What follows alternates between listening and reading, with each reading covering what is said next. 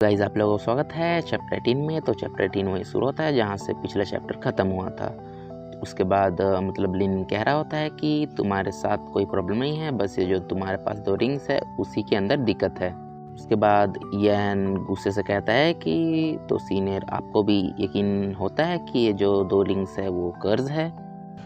जो साधारण से बंदे होते हैं उन्हें लगता है कि जो ये श्राप वगैरह होता है ये सब बस फेक है, लेकिन असलियत में श्राप होता है, मतलब जो कर्ज होता है। उसके बाद लिन कहता है कि तुम्हारे पास जो दोनों रिंग्स है वो कर्ज मतलब कर्ज तो होता है, लेकिन ये तुम्हारी जो रिंग्स है उसमें कोई कर्ज वगैरह नहीं है। जो तुम्हारे साथ हो रहा है वो एक नेचुरल डिज़ास्टर है और ये किसकी सोची समझी साजिश है। उसके बाद यान कहता है, क्या किसी ने ये सोच समझ के मेरे साथ किया है? क्या सीनियर आप ये सचमुच कहते हैं?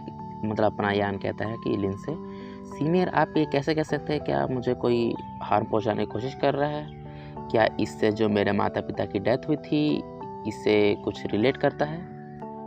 सामने से लिन रिप्लाई करता है कि देखो, मुझे नहीं पता है कि तुम्हारे जो पेरेंट्स की डेथ हुई थी उससे इस रिंग का कुछ लेना देना है या नहीं, लेकिन मैं कह सकता हूँ कि आपका जो कनेक्शन है उससे आपका ब्राइट फ्यूचर ज़रूर होगा।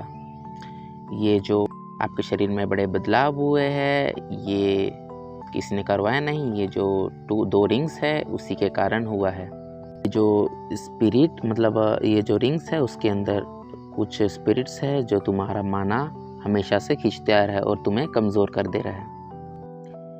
यही रीज़न है कि जब तुम 3 साल पहले मतलब ऊपर वाले स्टेज में थे और आज तुम 3 साल बाद कड़ी ट्रेनिंग करने के बाद भी वहाँ तक नहीं पहुँच पा रहे हो। जो तुम मेहनत करके जो माना अपने अंदर जनरेट कर रहे हो, जो स्पिरिट है वो उसे चूस ले रही है। उसके बाद नेक्स्ट सीन में हम दिखाया जाता है लिन को जो स्माइल कर रहा होता है और हम वो बताता है कि इसे कहते हैं प्रिमेटिव स्ट्राइक। और कहता है कि तुम्हें किसी विलन के रोल में डाल दिया जाए और चलो देखते हैं कि तुम मुझे कैसे चैलेंज करते हो। उसके बाद लिन कहता है कि मैंने किसी के साथ इतना बुरा नहीं किया।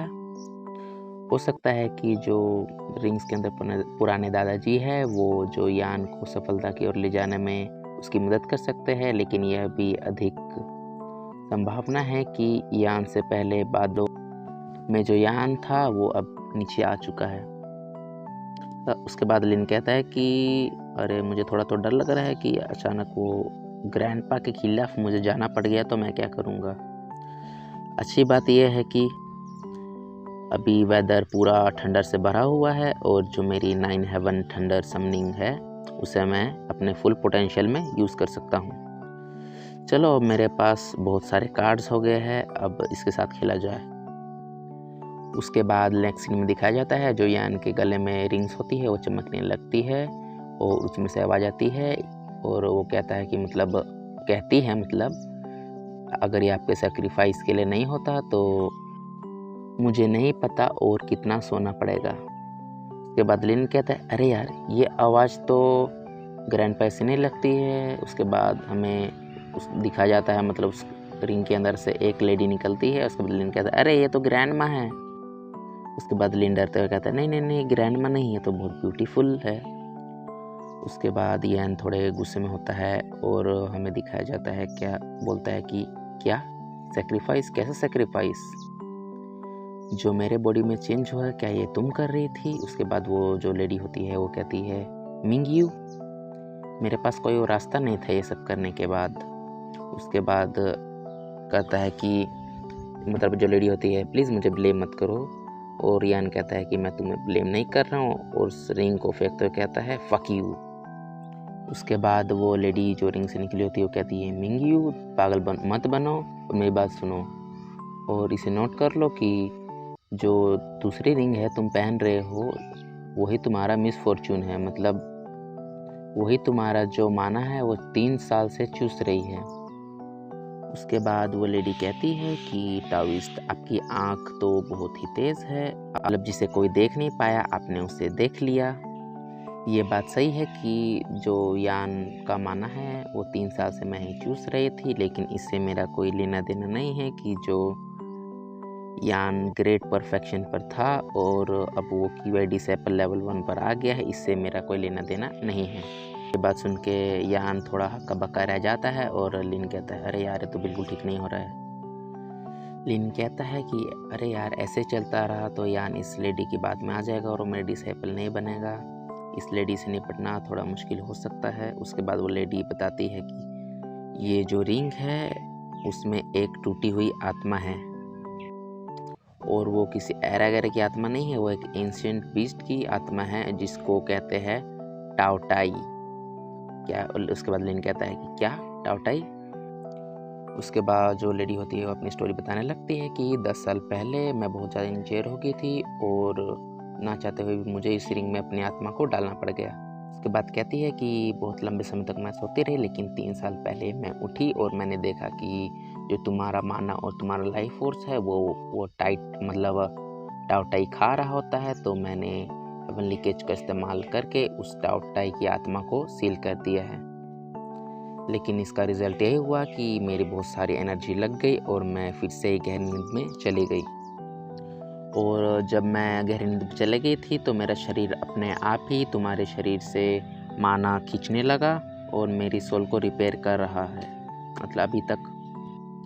बट वो लेडी यान से माफ़ी मांगते हुए कहती है कि जो भी दिक्कत हुई तुम्हें उसके लिए मुझे माफ़ कर दो। उसके बाद लिन पीछे परेशान होता है कि क्या हेवनली केज मंत्रा, क्या ये द ग्रेट वुड सेक्ट से है? उसके बाद हमें दिखाया जाता है कि जो पूरे मतलब प्राइमल वर्ल्ड है उसमें सबसे स्ट्रॉन्गेस्ट 3 सेट है। फर्स्ट में आता है अपना the sword of holy land mount सू स्वॉर्ड सेक्ट, और सेकंड के वो कहते हैं द बुद्धिस्ट होली लैंड, तो उसका नाम होता है ग्रेट थंडर क्लो टेम्पल और थंडर क्लैप टेम्पल, और तीसरा होता है टाओ होली लैंड, उसमें सबसे बड़ा होता है द ग्रेट वुड टेम्पल। और जो ग्रेट वुड सेक्ट होता है वो इस दुनिया का नंबर 1 सेक्ट होने के लिए डिज़र्व करता है, लेकिन जो द ग्रेट वुड सेक्ट है उसके पास पावर तो बहुत है, लेकिन वो अपने आप को लो प्रोफाइल रखने में ही बेहतर समझता है। जो द ग्रेट वुड सेक्ट है उसके पास मतलब ज़्यादा डिसेबल नहीं है और वो ज़्यादा डिसेबल को अपने पास शामिल नहीं करता है। तो ये जो वर्ल्ड है उसमें जो ग्रेट वुड सेक्ट के ज़्यादा डिसेबल आपको देखने के लिए नहीं मिलेंगे, इसलिए सब समझते हैं कि द ग्रेट वुड सेक्ट उतना बड़ा सेक्ट नहीं है। उसके बाद वो लेडी होती है वो जो मतलब अपना इंट्रोडक्शन देती है और वो कहती है मेरा नाम है यान मिंगयू और मैं द ग्रेट वुड सेक्ट की एक डिसेबल हूँ। उसके बाद यान कहता है क्या द ग्रेट वुड सेक्ट? उसके बाद लिन कहता है कि अगर मैं सही हूँ तो जो यान का बैकग्राउंड था मतलब पहले यान बहुत ही ज़्यादा आउटस्टैंडिंग इसका टैलेंट था, तो ये सही नहीं हो रहा है। ये लेडी मतलब यान का attention the great would sect की तरफ कर रही है, तो ये मेरे लिए ठीक नहीं होगा। उसके बाद लिन मन में सोचता है कि यार ऐसा कैसे, मतलब क्यों होता है कि हम जो सोचते हैं वो हमेशा नहीं होता है। यार यान मेरे हाथ से फिसलते जा रहा है, अब मैं क्या करूं? उसके बाद लिन एटीट्यूड में आ जाता है और उससे कहता है कि इससे कोई फ़र्क नहीं पड़ता है कि जो वर्ड सेक्ट है वो होली लैंड में नंबर 1 सेक्ट है। उसके बाद लिन सोचता है कि अगर मैंने यान को अपनी तरफ कर दिया तो वो जो लड़की है शाओ ज़ेनरे वो मेरी तरफ ऑटोमेटिकली आ जाएंगी।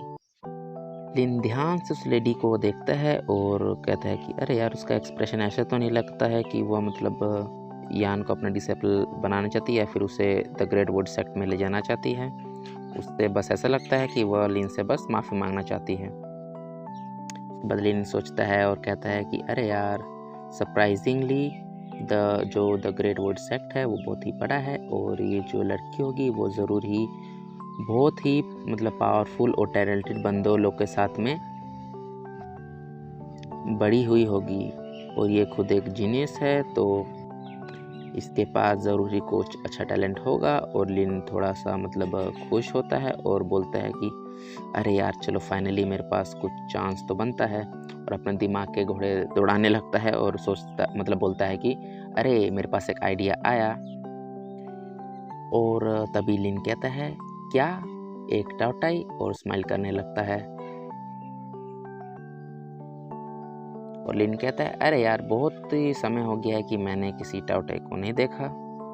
उसके बाद वो लेडी कहती है अरे इसके साथ जो टाओइस्ट है उसने एक प्योर वर्ल्ड के टाउटाई को पहले भी देखा है। और कहती है कि आप अपने आप को कैसे संबोधित करते हैं। तो गाइस इसके साथ होता है चैप्टर 18 का एंड। तो मिलते हैं एक और नए चैप्टर में। तो बाय बाय।